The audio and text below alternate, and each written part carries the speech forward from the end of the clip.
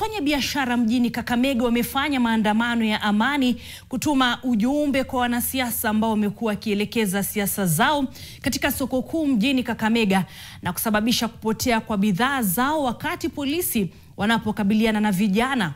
Wamesema idadi kubwa yao haswa akina mama na ambao wako na matatizo ya afya mbalimbali wanaendelea na matibabu kutokana na vitoza machozi vilivyotumiwa kuwatawanyisha wafuasi hao ndani ya soko hilo. William Makosi anaarifu zaidi.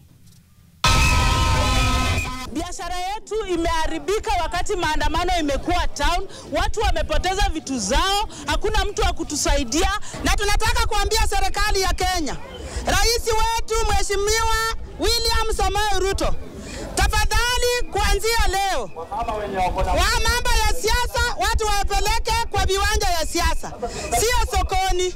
Kila mwanasiasa anapoingia eneo pana la magharibi na haswa mjini Kakamega, lazima mkutano wa kisiasa uweze kuelekezwa eneo hili, eneo ambalo wengi wafanye biashara hufanyia biashara yao.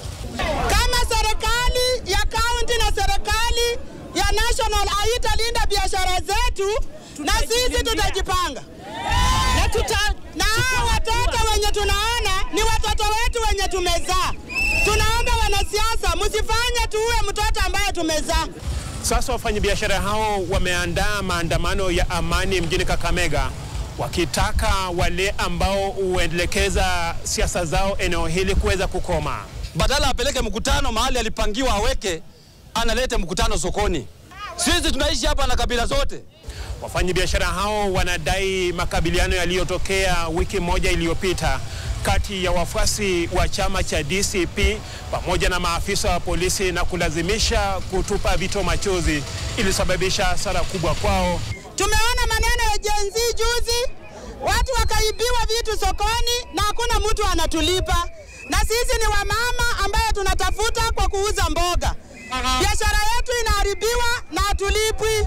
Tena mkutano ilikuwa hii tauni ya DCP, wakakimbishwa, mheshimiwa mzima anakimbilia sokoni. Ukipewa nafasi ya kwenda kwa kiwanja, enda fanyia sarakati zako huko. William Makosi, NTV Mashinani, nikiwa katika soko kuu mjini Kakamega, kaunti ya Kakamega.